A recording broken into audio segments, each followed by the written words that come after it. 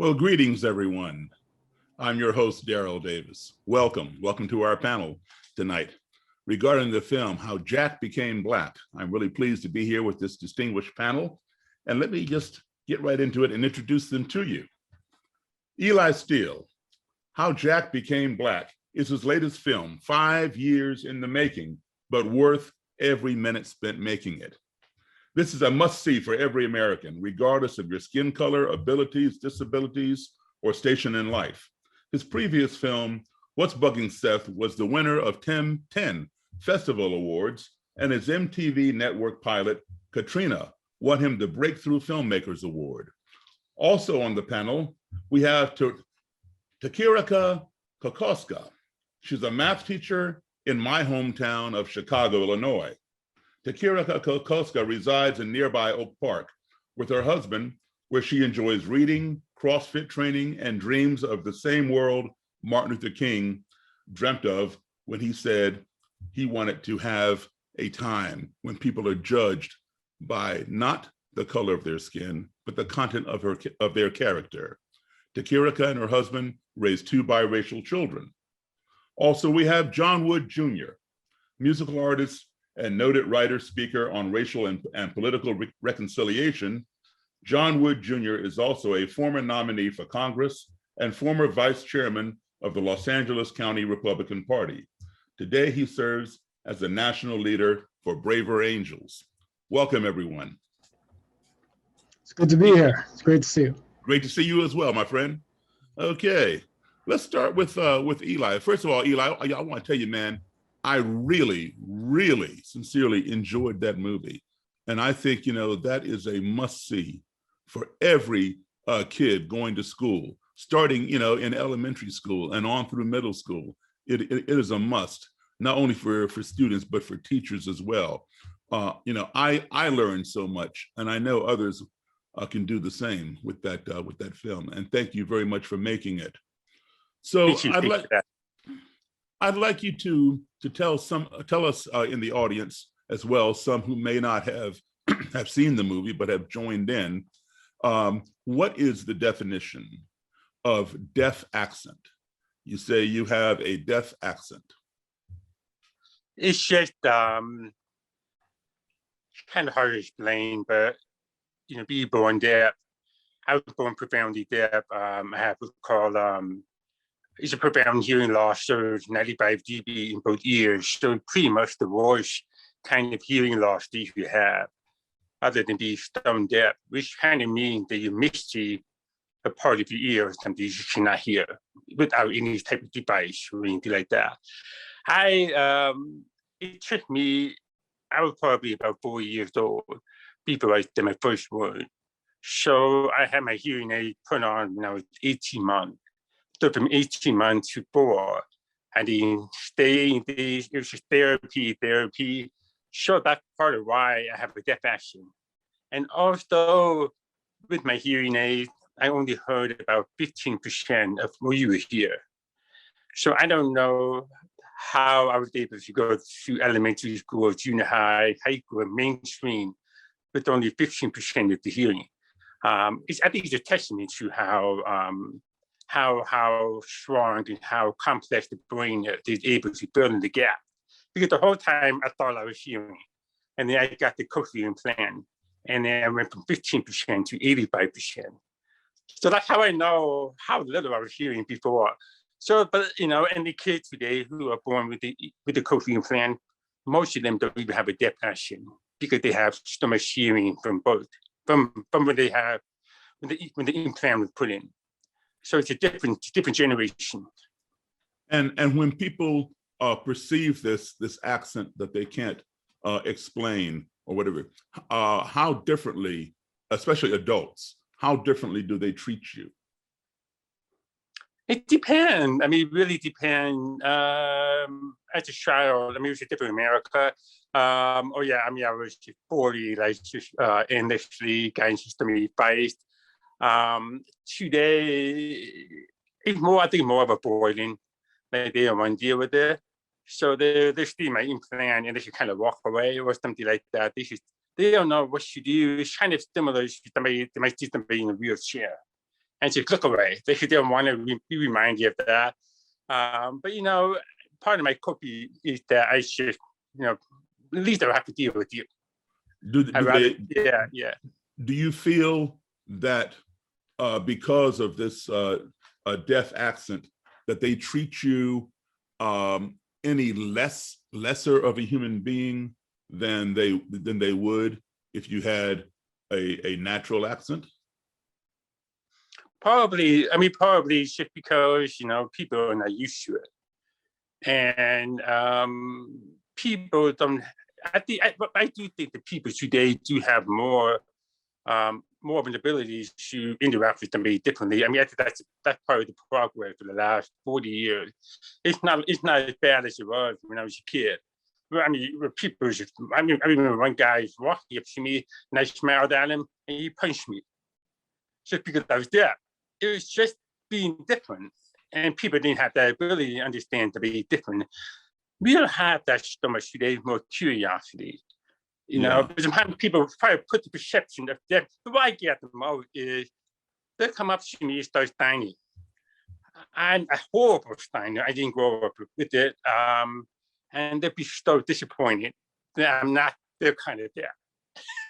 You're right, because they have a certain definition in their mind of what it should be. Exactly. And so they tell me you're not really there. The reason I asked the question, because when I was a kid, I learned to speak French. I lived in a French-speaking country, so I began to pick up the language. And French language is spoken very, very fast. And so I was speaking French very fast. But when I would revert back to my native language, of course, English, I would speak that fast too. And as a result, I would clutter my words. Well, not exactly stutter, but clutter, that my ideas were coming too quickly before I could get them out. And so I was a teenager, and my parents took me to a speech therapist. And when they explained the problem to this lady, she looked at me as though I had some mental deficiency and said, why don't you come with me back to this room, let me, work with you. And she grabbed me by the hand and was gonna leave me, it'll be okay. I'm like, wait a minute, nothing's wrong with me. You don't need to treat me like a little baby or something like that. And I walked out of the place. I told my parents, don't ever bring me back to any place like this again. I would just work on it on my own. But, I understand exactly what you're saying. People oftentimes don't know how to perceive something when it does not fit in their stereotypical box. Exactly. But like you said, you should power over the situation. You're not gonna let that person bring you down, and that's exactly how I've lived my whole life. So I'd rather leave you behind and just move on board and meet the good people. Yeah. And also, I've like yourself, I will be announcing songs or talking to my audience as a musician in between songs. And I had a lady come up to me many times, but this last time in Bethesda, Maryland, and she asked me where I was from. And I said, do you mean now or where am I originally from? She said, well, both. I said, well, I was born in Chicago, and I live in Silver Spring, Maryland. She goes, no, but where are you from? And I said, I just told you. And she goes, well, no, before that. Where are your parents from? Exactly. And I said, what are you talking about? And she says, well, you speak so clearly. Okay. Yeah, I get that. You get that too, right? All the time. I just make a joke. I did one joke where I was on a plane and somebody asked me where I was from, and I was kind of in a bit of a mood. And normally I believe in being very positive, because if you tell people how the cochlear implant works and stuff like that, they go out and they tell their friend, hey, I met somebody with the cochlear implant. So it spreads the knowledge, so people become more familiar. But the person I was with, I just said, oh, I'm from Deathland. And the person said, where's that from? And I said, oh, it's by Greenland.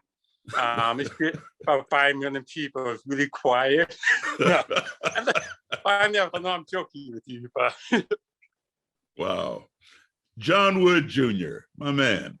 So when you heard about the royal family being concerned about the color of the baby of Prince Harry and Meghan. What went through your mind? Well, first before you answer that, give us your background. I was going to say that's a heck of a starting pitch, Mr. Davis. Of course, I'm happy to take a swing. By the way, I'm laughing a bit. I guess laughing to keep from crying at the idea that Eli, I know that you have been accused of not being Black enough by various folks in various quarters, but to be not deaf enough at the same time is really really adding insult to injury, brother. I feel for you, man. So my background, well, yeah, just in short. So I come from a family that is biracial in my immediate household, multicultural in my broader family makeup. I have cousins who are half Black and half Belizean, cousin who's half white and half Brazilian, cousins who are half Black and half Mexican. My father's white, my mother's African American, but strong socioeconomic contrast in my family background, which is probably as significant as anything. My mother was born in 1963. She's from South Central Los Angeles. Liberal leaning in her politics, voted for Joe Biden. My father is from Tennessee. He was born in 1950. Grew up exceedingly wealthy. Grew up a Wood family, moved out to California, and he grew up in Beverly Hills, Bel Air, and voted for Donald Trump. And so I am kind of the product of, convergence of various different streams of the American experience. I tell people I bounced back and forth from 3 native environments growing up. My mother's family in the hood, so to speak, got used to the idea that certain neighborhoods I wouldn't want to walk into with the wrong color shoelaces on. Otherwise, I potentially might not come out. Spent holidays with my father's family who lived in, my grandparents lived in La Jolla, California, coastal community, $1 million view of the water down the street from Mitt Romney's house, the one with the car elevator that they used to talk about in 2012. But from day to day, I lived in multicultural, middle-class Culver City went to school with Latinos, African Americans, Jewish kids, East Asians, Indian kids, and so forth. And so, yeah, that's kind of the panorama of starting points that I come into this conversation with. And so, to your question about the royal family, I guess I had a couple of different reactions. I didn't necessarily find it hard to believe that there might not be in some quarters of the royal family, concern about the complexion of Meghan and Harry's child. I mean, that is a real dynamic in the context of some interracial relationships. There was some degree of resistance to the idea of my parents' union within my family before I was born. So that's not an unfamiliar notion. I think that I was probably struck by the fact that the story in these sorts of cases tends to become 100% focused on the degree to which the circumstances in which we meet each other as people across color lines and presumably across lines of privilege and status, the conversation around that becomes 100% focused on the progress that we have not made, rather than on the enormous progress that we have made that would even allow for there to be an interracial royal couple to begin with, right? And so we have this difficult time establishing balance in the conversation because we shouldn't ignore, what may be wrong in our racial circumstances in favor of solely focusing on what's right, but it's a mistake to do the opposite as well. And so figuring out a way to embrace all of reality and all of its nuances and dynamics while still maintaining appreciation for everything that's going right, that's got to be the formula by which we build a future of progress for folks across the spectrum of experiences. But if we're so hung up on the negative, then we're never going to see our way to the positive. Yeah, and you mentioned balance. My thought on that would be, we can't balance the color or colors of people who come together from different color backgrounds, white and Black, et cetera. What the balance that we need to focus on striking is the balance of love. You know, do I love that person as much as that person loves me? And if that balance is there, it's a strong union. Right. You know, and you know, you brought up your father voted for Donald Trump and your mother voted for Joe Biden. And so, you know, right in that sentence, you have identity politics as well as racial politics. And, you know, a lot of people, especially in our cancel culture today, seem to think that everybody who votes for Trump is a racist. I say no. You know, I deal with a lot of those people, and I'd say probably 40 to 45% of my friends are Trump supporters. Personally, I'm not, but I don't have a problem with them. I've always said that not everybody who votes for Donald Trump is a racist, but every racist votes for Donald Trump. And I deal with both sets of his base, those who believe in him as a businessman and think he's going to fix the economy, and then those who believe in him as the great white hope, so to speak. What was the motivation for your father to vote for Donald Trump, and what was your mother's reaction, and what was his reaction for her voting for Joe Biden? Well, you know, I should mention, and hopefully this doesn't you know, seem to militate against the optimistic thrust of our I think our attitudes on this subject. You know, my parents didn't stay together. They separated when I was a kid, and you know, that didn't really have anything to do with partisan politics. It was in some respects a consequence of, I think, some cultural misunderstandings that they just had difficult times, I think, getting beyond in the context of their relationship. So, you know, it's a larger subject, but it also, again, sort of frames how I enter into this conversation somewhat. But I'll say that you asked the question, why did my dad vote for Donald Trump? The answer is an interesting one. My father's heroes in life. My father had three main heroes in life. And those were Willie Mays, obviously, who played center field for the San Francisco Giants, the greatest baseball player of all time in many folks' opinions. Bill Evans, who was a white jazz pianist, well, Daryl will know him very well, of course, who came to fame playing with Miles Davis and John Coltrane. My father is a jazz pianist, by the way, recorded with Joe Henderson, Billy Higgins, Woody Shaw, Nat Hentoff wrote about him. You know, plenty of points of convergence there. And Muhammad Ali. Muhammad Ali, more than anybody, was my father's hero, because for my dad, Ali was a person who was 100% his own man, 100% an individual, 100% a person who charted his own path, and proved by the greatness of his individual brilliance, you know, just the fact that he was indeed the greatest, as he said about himself. For my dad, Donald Trump, who was a friend of Muhammad Ali's and, you know, friend of not to mention, you know, Don King and Larry Holmes and you know, a lot of the athletic and cultural figures my dad grew up admiring. To my dad, Donald Trump was sort of a political version of Muhammad Ali, somebody who you know, charted his own course, somebody who spoke the way he wanted to speak, somebody who was willing to, you know, not be told you know, to quiet down just because folks thought he should. And for my father, Trump exemplifies something of that individualistic spirit of Americanism that a lot of people associate with really just kind of, you know, the type of person who embraces, I guess, you know, individual agency, what that kind of conviction produces. Now, you know, for me, that overlooks an awful lot of other things that a person should consider when voting for a president of the United States. Nevertheless, for my dad, he likes Donald Trump for a lot of the reasons he grew up admiring Muhammad Ali, and that's a difficult thing for some folks to square. But if you know my father, you realize it makes perfect sense. So, you know, that's a bit of an answer to your question.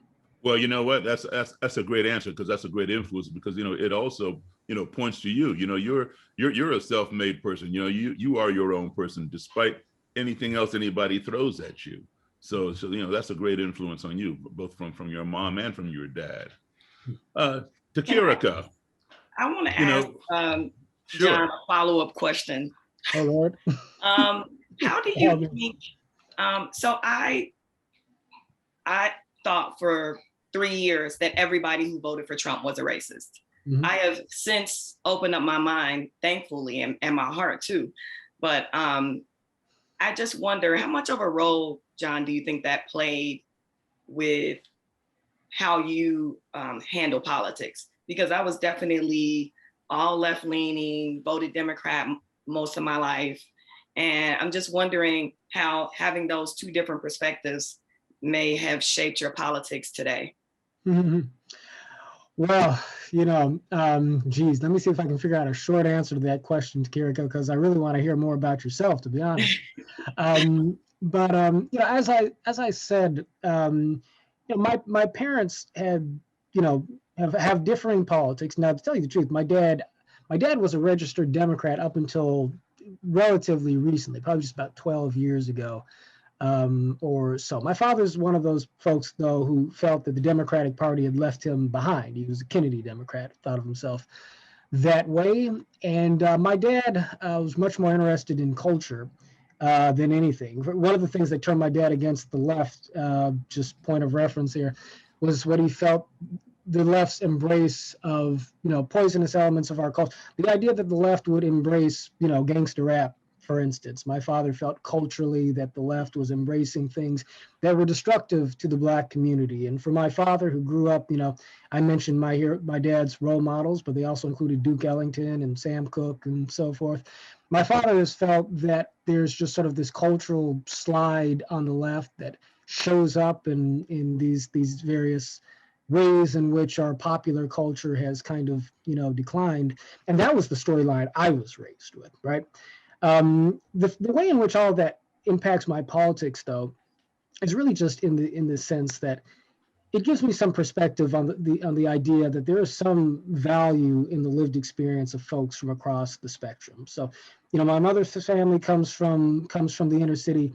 I'm a person who firmly believes, frankly, that there are many things in the Black experience historically that have impacts on the amount of opportunity that is available for us in the present moment, right? My cousins from the inner city don't have exactly the same sort of set of opportunities to start with as I did growing up in the suburbs with parents who were socioeconomically better off.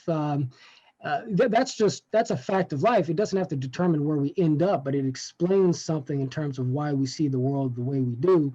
And, for my father's relatives who, for my grandparents who lived a very different life than, my family in the inner city and so forth, there are lessons about self-empowerment and agency and hard work and entrepreneurialism that are deeply resonant and profound that I observe in that side of my family, but I don't necessarily expect them to have a deep sort of felt understanding of the nature of much of the Black experience because their experience is so far removed from it.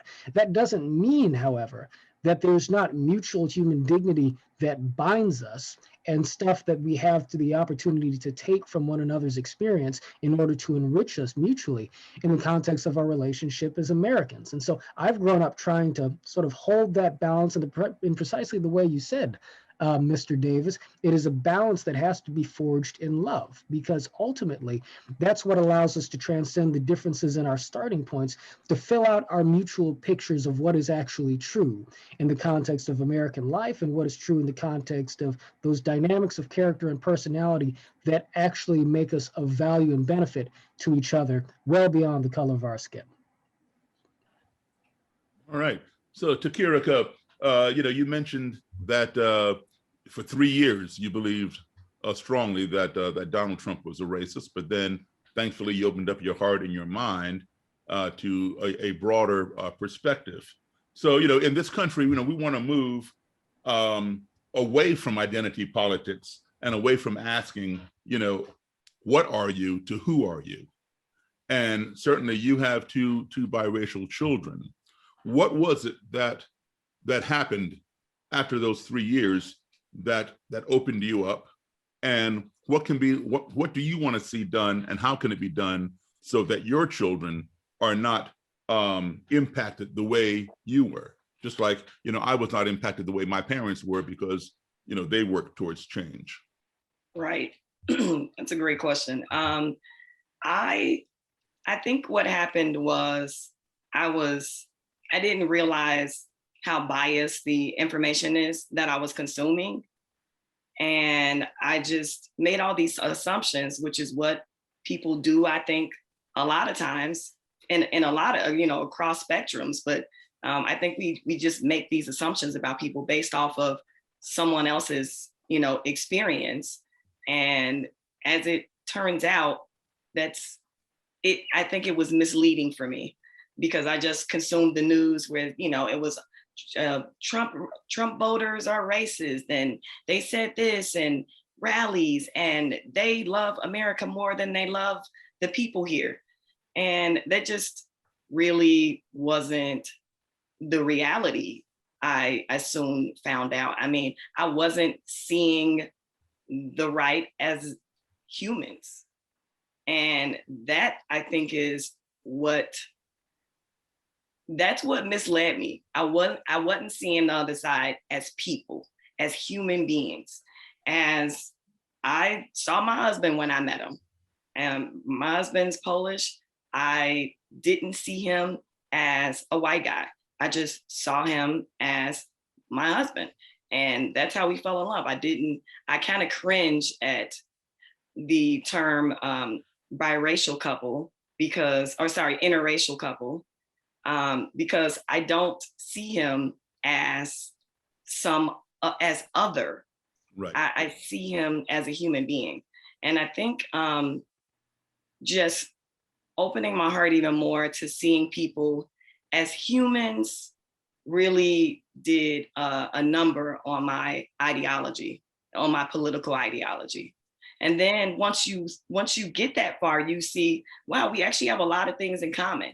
We actually do want a lot of the same things. We may not agree on the road to get there, but the destination is pretty much the same for all of us.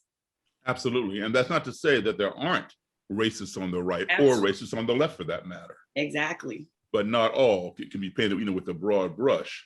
And also, want to open up these questions to the audience as well. If you have a question for our panelists, please, be sure to put them in the chat, and I'll be taking your questions. I have somebody in the background feeding me questions from the chat, or who's going to be feeding me questions in the chat. So please, by all means, these are great resources here on this panel. And if there's something that you want to know or you want their opinion on it, please feel free to ask the questions, and we'll try to get to as many as we can from the audience here.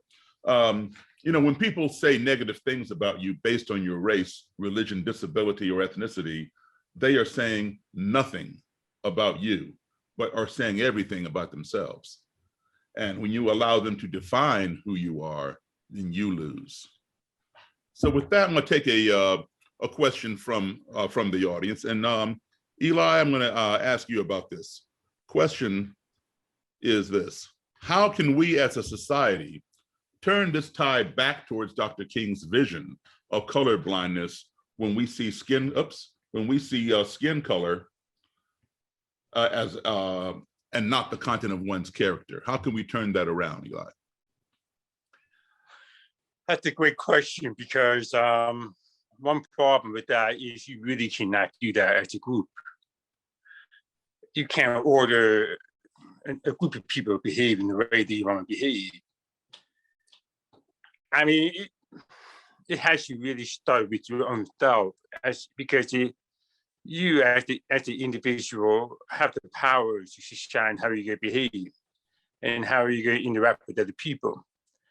And I know this is a little bit of a pessimistic answer, because we would love to have a master button where we should program everybody have to behave the way we want, but you have to lead by your standpoint. And I think earlier I mentioned that if I go out in public, I had a friend of mine, couldn't believe it. We went out and it was in Monterey, and in 3 shots, I was dashed about my hearing loss in a row.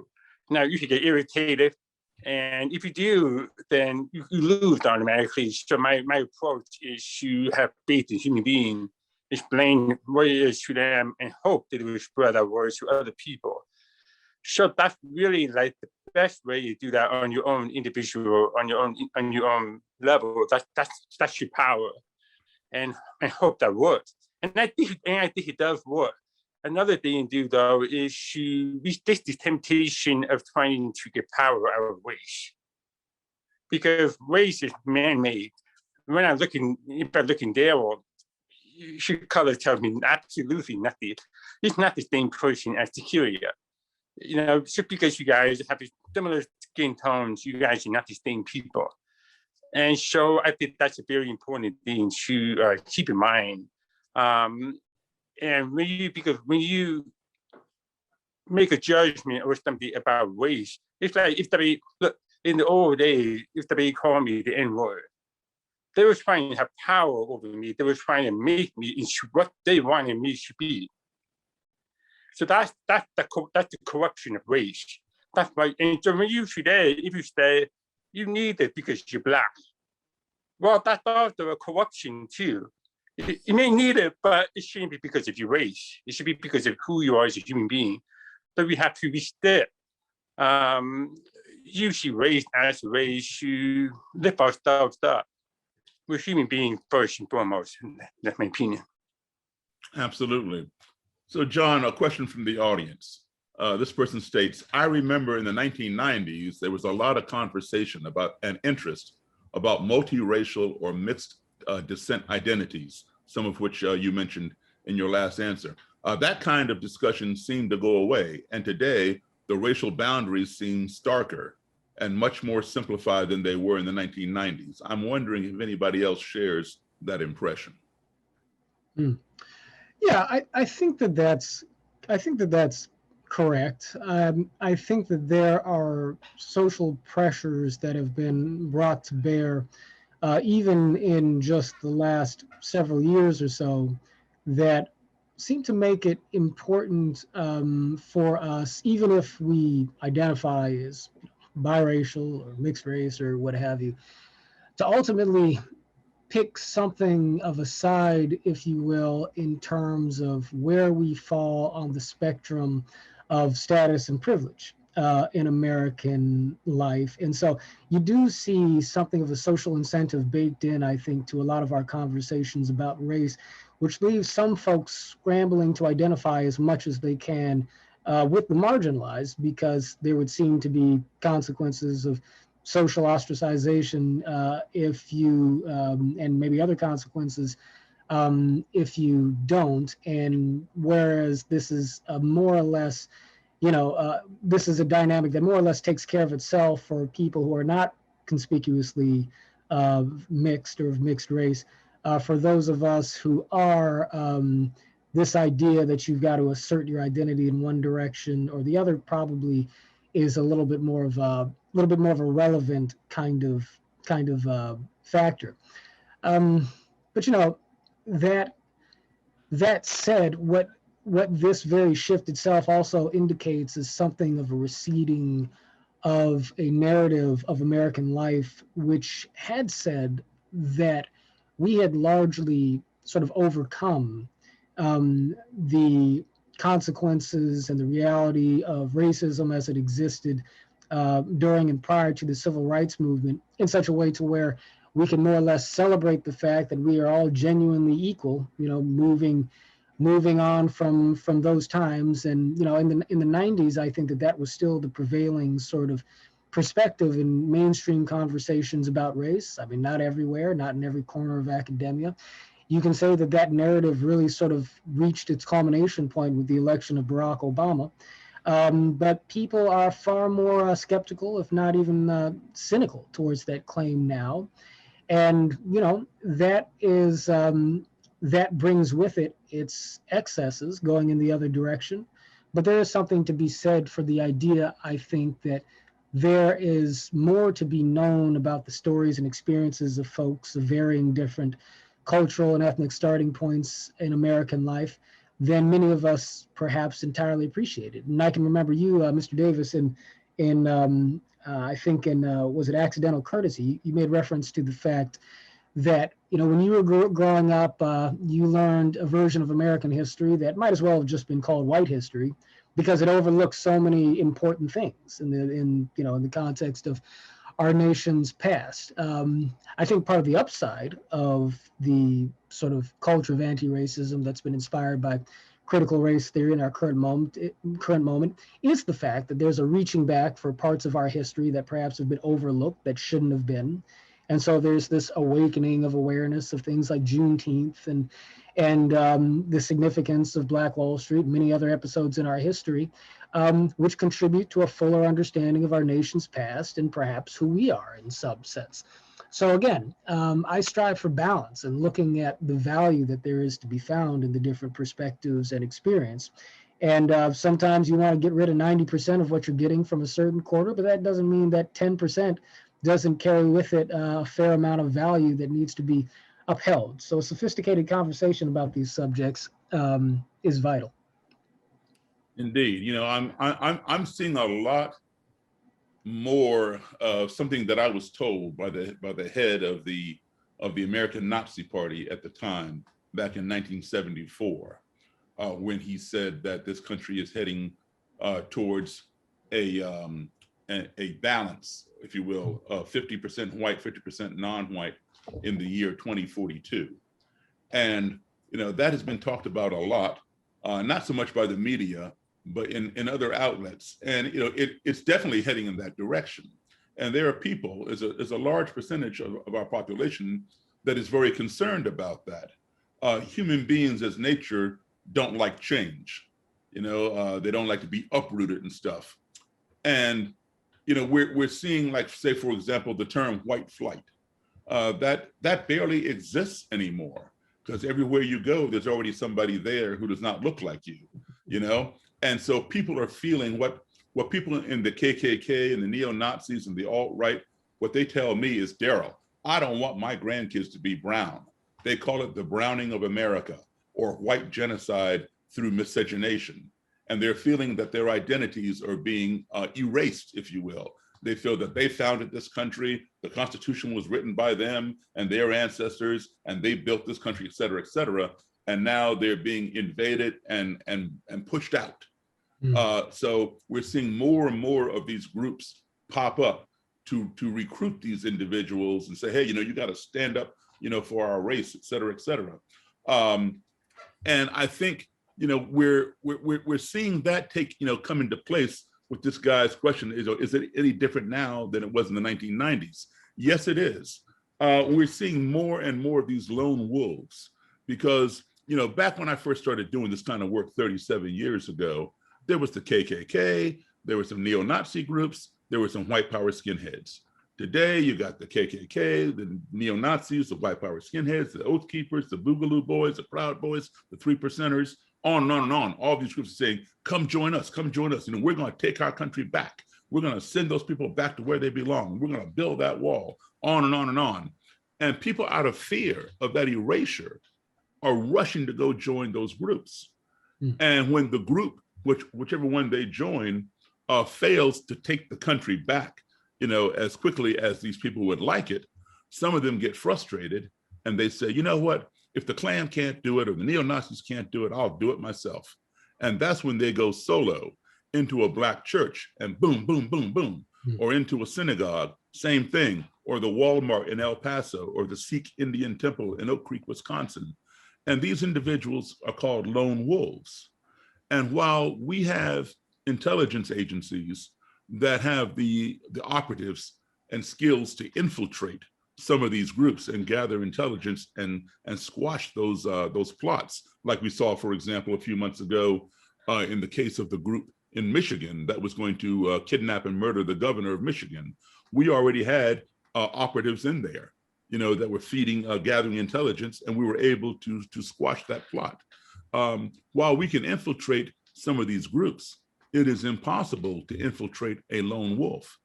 And in the last few years, we've seen an increase in those lone wolves. And as we get closer and closer to that 2042, we're going to see more and more of these lone wolves, which is why these conversations are so critical today. And what can we do to let people know, hey, your identity is not being erased, and race is a man-made construct. It's not, your race, my race, his race, etc. It is a man-made construct. So Takyrica, what can we do to you're a teacher. What can we do to get this information out there all of us, not just teachers, but as parents, as individuals who care about the future of this country and the future of our youth. Well, okay, before I answer that though, do you think with this now hyper focus on race, we'll have more people being kind of pushed to the outskirts and kind of radicalized, and now they want to be in the groups you just mentioned, the KKK, and or either a lone wolf kind of situation? Do you think now, with the overemphasis on race, we're going to start kind of creating a space where people have to kind of go underground and handle their racism there instead? Personally, I'm about being upfront, about addressing things as they are, not hiding it, not sweeping it under the carpet, not talking about it and think it doesn't exist because you don't talk about it. That sort of reminds me of people who are saying, oh, we're in a post-racial society now because we've had a Black president. Racism is over. No, it is not over. It's far from over. This country is a racist country. It's getting better. It's definitely getting better. It's moving in the right direction, perhaps not as fast as it should, but we are progressing. But in order to progress, we must address those things that have happened in the past and that are leading to them continuing in one form or another in our present, because our present is a predictor of our future. But it's not so much of addressing the topic of racism and bring it to the forefront. It's how we do it. Okay, so I think for now, there's a couple things that I think can be done as a teacher, as a parent. I was raised, my parents didn't focus on skin color. It was like basically the opposite of that. My parents treated everybody the same and expected that kind of respect back. And they grew up, my mom was born in 1950, my dad was born in 1944. So they, experienced, I'm sure, a lot of similar experiences as you did, Daryl, growing up. But for whatever reason, they just never harbored any anger. And I'm so grateful that I got to grow up like that, because I don't harbor any anger either. And I think watching my parents be able to see people as humans and not jump to conclusions and make assumptions about people, then I have always tried to do the same thing, not to jump to conclusions and make assumptions about people. And I think people get upset about the colorblind thing, but I really think we need to get away from having to associate with groups in order to feel good about yourself, in order to feel important. I think we should raise our kids with the mindset that, yes, your culture is important, but what's more important is you as a human being, what you have to bring to the table. I'm more than just a Black woman.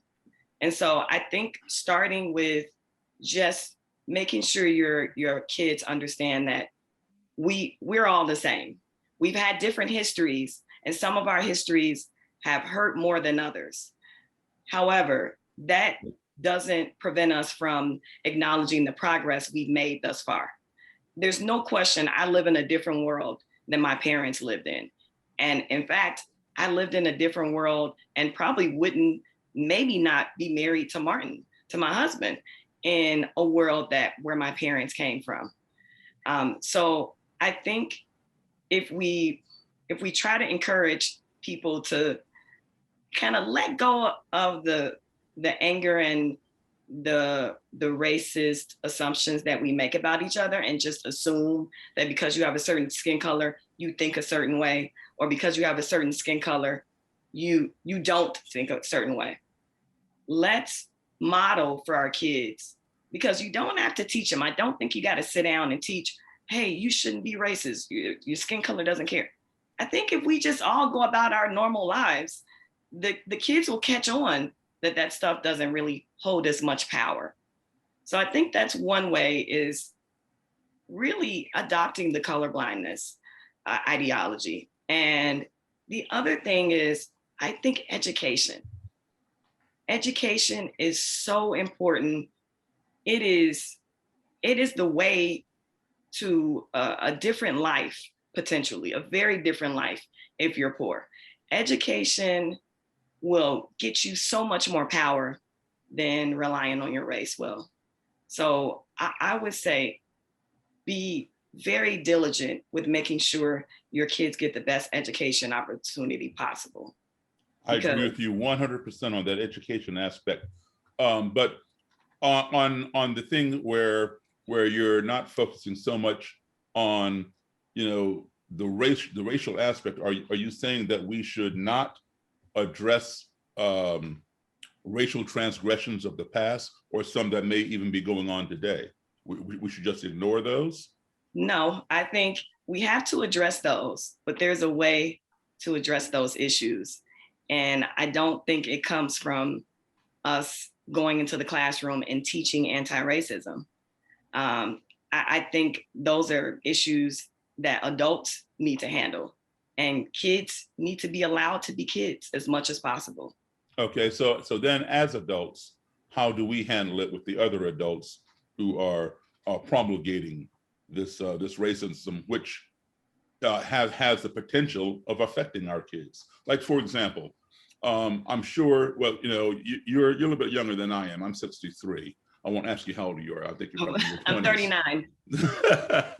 I was gonna say 29. Okay, so, when I was in high school, they did not teach us that we had internment camps here for Japanese Americans. That was nowhere in the history books. And I didn't learn about that until I was in college. I'm like, what? Are you kidding me? No way. Yeah, I didn't believe it at first. And then I asked my parents, and yeah, it was true. And I was upset that I had not learned this. How can you, it's more or less history revision. And that's why, I said, we might as well be learning white history. American history was equal to white history, because a lot of these things were omitted. I knew about the Tulsa race riots years ago, decades ago, but now it's just coming to the forefront for many young people, and these are things, that have to be taught and know that, that these things have happened and this is where we've come, but we haven't reached the destination yet. We still have to get there. And one thing, that I think we need to do in this country is go back to the original definition of the term proud or pride. When I hear people say, I'm proud to be white, I'm proud, Black pride, I'm proud to be Black, whatever, I'm proud to be Jewish. I think that is a crock of nonsense. All right. The original definition, I cannot say personally, I'm proud to be Black. Somebody else cannot say they're proud to be white, and somebody else cannot say they're proud to be Jewish. The definition of pride or proud, which is the same word, is the feeling derived from personal accomplishment. When you have accomplished something, that is something for you to be proud of. You did not accomplish your Black skin. Your parents accomplished that. They can be proud of you. You can be proud that you got your teaching degree and you are a successful teacher. Eli can be proud of these awards that he has garnered from his films. John Wood Jr. can be proud of his musical successes. These are accomplishments. So we shouldn't look at somebody and say, man, that guy is great because he's Black, or he's white, or because he's white. The only reason somebody is Jewish is because their mother is Jewish. She accomplished that, So let's focus on, giving people the baseline respect as a human being, not because they're Black, white, or Jewish or anything else. We respect them as a human being, but our respect for them as a human being increases by how much they accomplish with their lives and how much they help other people or whatever. That's what, what I think, we should stress to our kids. Get back to that original definition, because walking around telling me how proud you are of something you didn't accomplish just doesn't mean anything to me, Yeah, I'll let you add something to that. Sure. There's a story. My grandfather was born in 1900, and obviously, as Black as you can be by our term today, segregation. His father was born in slavery, so he's the closest you could get. And my father in these years, in the 70s, became very militant, became black power. My grandfather said to him, "What is black?" Because you have to remember only, yes, the year before, all blacks were called Negroes. Nobody said the word black. So that's where we are today, where we are just calling ourselves by all these labels. And my father said that he became a free man when he put down the label black, because he was able to focus on his own humanity. It was actually by having the label black or whatever it's Jewish or whatever it is. That is what puts you in a box. That's what makes you have to declare a leadership to a group. And I think that's a huge problem that we have today. And I agree with you about white supremacists and all of that. However, based on my own experience, I would have to say that academia has been a much significant problem, because as a multiracial, growing up, I was born in 1974, and so we were supposed to be free, we were supposed to be out there, we were supposed to be able to live as individual. But every time my identity by the time I got to college and job, I have never had a job where somebody say I got it because I was black. They always mention my blackness.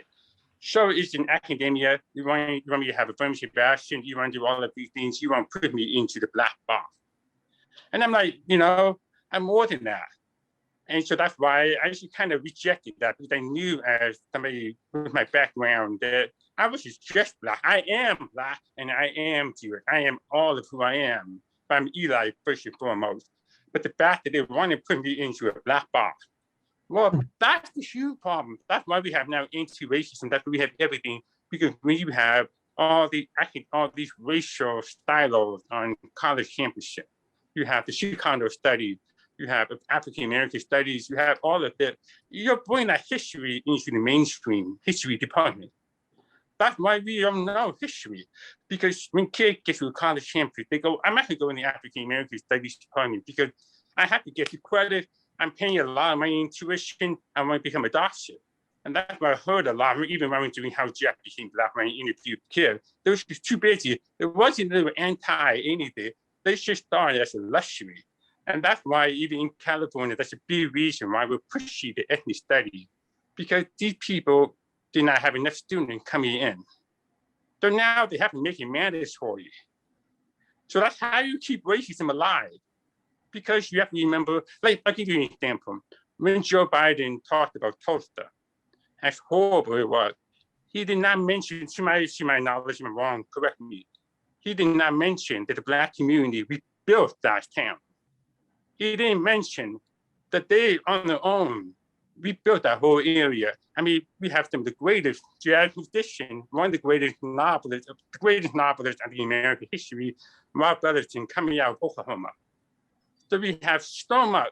He didn't mention any of that because the power is an efficient narrative. And that's what keeps it all about in these boxes. We never talk about the shrines, the fisheries of African American or Black people. We're always talking about, we leave that part out a lot. And that's what fosters racism. That's what keeps it going. And Agreed. I think, Daryl, to your point too earlier about teaching kids basically the real history, the right history, I am optimistic that teaching our actual history will give kids more of some hope that we can do better. We are making progress. We've made progress. Look how far we've come.